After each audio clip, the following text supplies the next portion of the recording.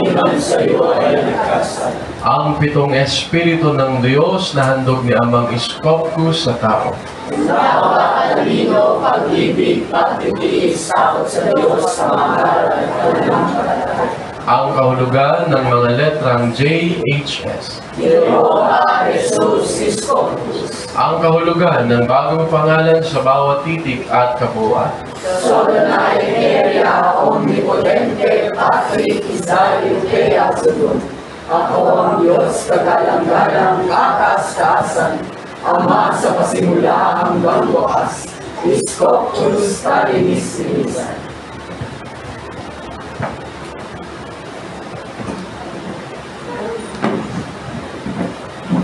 Magandang umaga sa iyo. Lupo kayo. Tinig ko inyong pakinggan sa umagang ito. Bilang ako ay tumating na inyong Ama, nagbigay ng patotoo sa lahat ng tao na ako'y nandito na sa ibang ipapaw. Pumipiling sa inyong mga tao. Hinahanap ko ang aking mga anak na siyang tatanggap at kikilala sa aking pagpangalan. Ipinagkaloob sa huling panahon.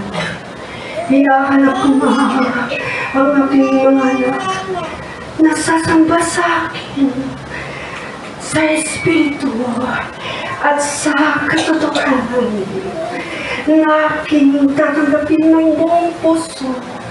Lahat kayo ay binibigyan ko ng pagkakataon. Lumapit sa akin. Kilalanin ang aking pagkadiyos bilang ako ang inyong Ama sa Espiritu at sa katotohanan. Iskopkus ang aking bagong pangalan na aking iginuhit sa pisngi ng kalawakan sa pamamagitan ng mga basila na ulan at ang lahi ang aking kinalagdan upang itaguyod ang aking ministeryo at ilang. Ako na nga ang inyong Ama, ang Diyos na lumalang ng langit na inyong kaisipan at ng lupa na inyong katawan, natungtungan ng aking Espiritu na pinagkaloob sa inyo, ang Espiritong Banal, kaya't kayo ay kumikilos at gumagalaw sa mundong ibabaw. Ang lahat ng tao ay aking binibigyan ng pagkakataon. Pagkakataon na makalapit sa akin upang ako ay sambahin sa wakas ng panahon. Sapagkat winig ako na ilan lamang ang magtatagumpay sa huling panahon. May katlong bahagi lamang ang maliligtas sa tao. At ito, sila ang makapagpasok sa aking ministeryo at ilaw. Ang magtatagumpay ay ang magdadala at tatanggap sa aking bagong pangalan at susunod sa batas na aking ipinagkaloob sa wakas ng panahon. Ang batas panlinis na siyang muhubog sa inyong pagkatao upang kayo ay maging banal na tulad ko. Ang inyong Ama ay tunay ng Diyos na banal na humihilang sa bawat isa. Ito ang katotohanan, ang matuwid kong turo at aral sa pamamagitan ng inyong Panginoong Jesucristo. Ang senyong susundin, ang inyong isa sa pamuhay na aking binuod sa isang utos manatiling maang tulad ng inyong Panginoong Jesucristo, maamong Kordero ng Diyos, nakabila sa kabilaan na siya'y sinugo tatay. Nila inalimusta hanggang siya'y pinatay. Kababang loob at pag-ibig ang patuloy na ibigay. Ang pagtatatawad ay hindi sa akin upang ipagkaloob sa inyong lahat, sa inyong mga tao. Ito ang dakilang pag-ibig ng Diyos sa inyo na marapat ninyong tanggapin at bigyang mahalaga sapagkat ang pag-ibig ko ay tunay. Malinis ang aking pag-ibig na sa simula pa ako ang unang umibig sa inyo sapagkat nilikha kayo mula sa aking lakas at kapangyarihan. Kayong lahat ay nagmula sa akin, kaya't ang pagkakataong ipinagkakaloob ko sa inyo ay bigyan niyo ng halaga at huwag sasayangin upang sa pagdating ng tatlong araw na ang inyong katawang lupa ay bumalik na sa pagiging alabok. Ang inyong espiritu ay muling makabalik sa akin at kayo'y aking makakapiling sa aking kaharian. Ipagkakaloob ko ang manang nagatago hanggang timpalang dalaga, ang buhay na walang hanggan, katawang panglapit na hindi na makatitikim ng kamatayan sa kahit na uli ng pamamaraan. Kaya bigyan niyo ng halaga ang oras at araw na aking pinagkakaloob sa inyo. Alisin ninyo ang karamutan. Karamutan una ay sa aking pagkadiyos, sapagkat ibinagkaloob ko sa inyo ang 7 araw. Isang araw lamang ang aking hinihin. Ito ang araw ng inyong pagkipagtipan sa akin bilang paghahandog ng inyong sarili. Ihandog niyo nga ang inyong sarili sa aking harapan bilang kayo isang kalugod-lugod, banal at sumusunod sa aking mga turo at pagkakas. Ang lahat ng aking salita, tanggapin ninyo sa inyong puso at isipan, sapagkat ikaw ang magbibigay ng liwanag. Liwanag upang tahakin niyo ang matuwid na landas.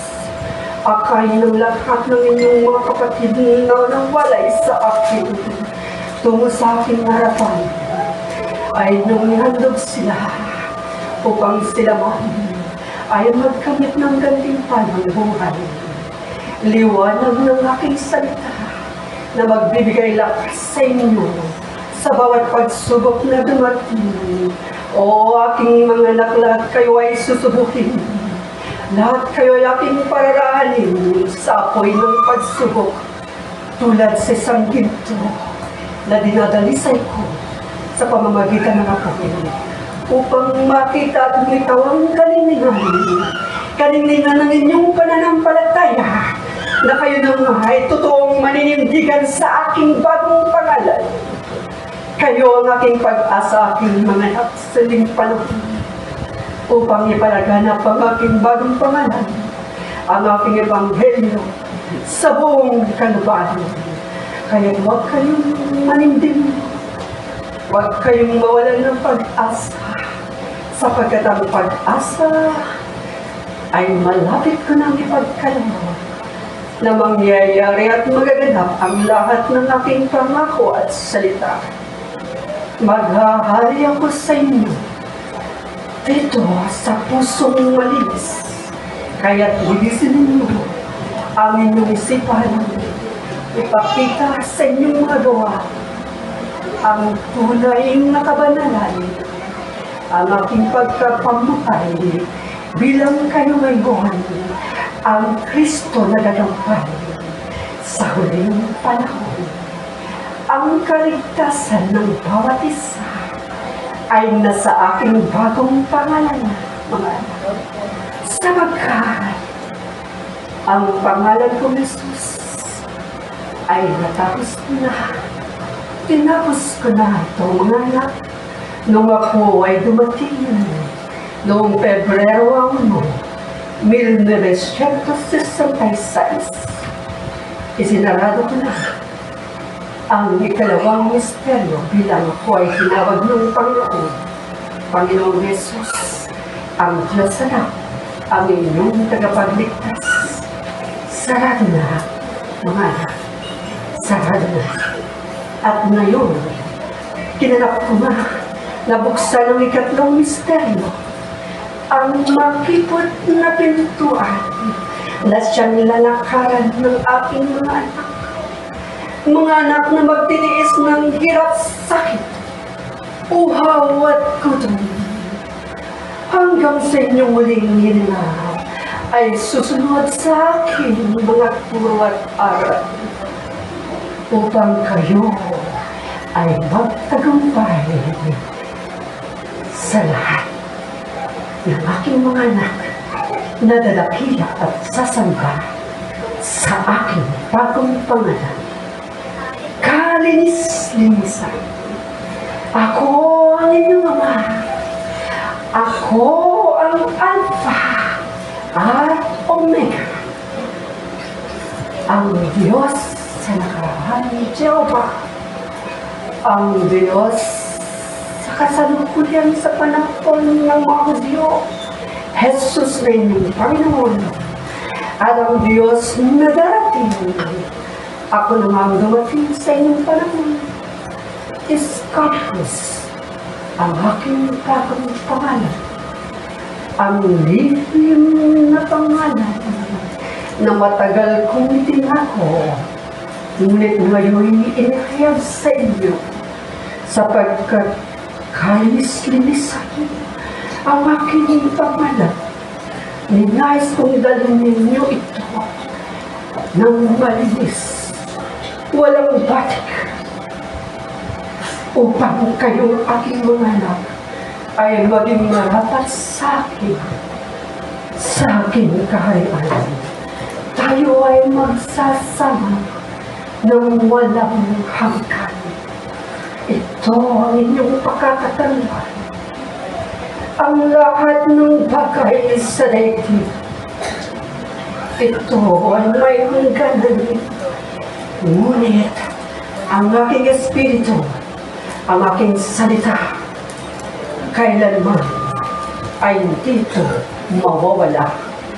Kaya itanim mo sa inyong puso, sa inyong isipang malukbutan, palaguin ninyo upang kayo'y mag-ani ng yamang langit, upang sa takdang oras ng inyong pagbabalik sa akin ay kasama.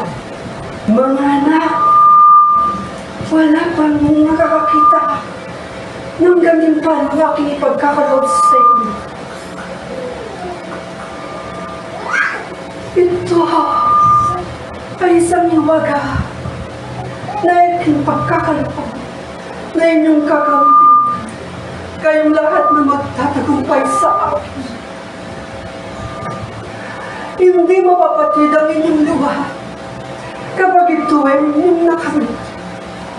Mga anak, ang aking sumpa at pangako ay nandito. Mangyayari at magaganap sapagkat akong inyong may Diyos na totoo. Buhay na sumasayo. Kaya maging matatag ang bawat isa. Huwag nang mag-alinlangan pa sa pananampalatayang ipinagkakaloob ko sa inyo. Mga anak, manindigan kayo para sa inyong kaligtasan at para sa akin na inyong ama. Tayo ay magkaroon ng pagkakaisa. Isang isip, isang puso at damdamin tungo sa kabanalan sa pagpapago. Bagong buhay, malaking pag-asa na pinagkakaloob ko sa bawat isa sa inyo.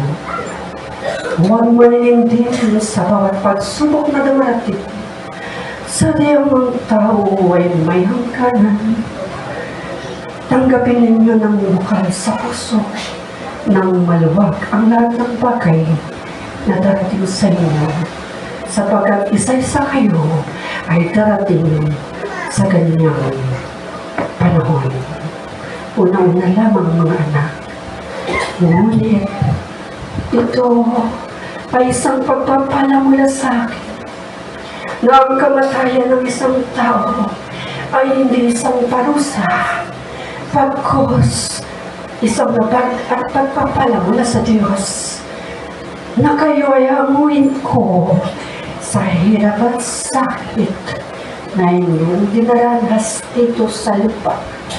Ngunit sa pamamagitan ng inyong pananampalataya, pagtawag sa akin, ang inyong katawang malabok ay papalitan ko ng katawang panglangit na hindi na kailanman mamamatay. Yan ay isang pangako at maaasahan ng aking salita, sapagkat ito ang katotohanan. Maraming salamat sa inyo, aking mga anak. Ipagpatuloy ninyo ang inyong kasigasigan, ang inyong pagmamahal sa akin. Higit kong tutumbasan ang lahat ng ipagkakaloob niyo sa akin. Habag ang aking nais, mga anak. Hindi lamang hay, bagkus ay habag. Kahabagan ninyo ng inyong sarili na kayo ay sumunod sa aking mga turo at aral. Ito lamang aking mga anak. Awitin ng Kristo sa aking pamamahalan. Ipinagkakalab ko sa inyo lahat ang biyaya at pagpapala, ang lakas ng aking kapangyarihan na ikamtin ng bawat isa.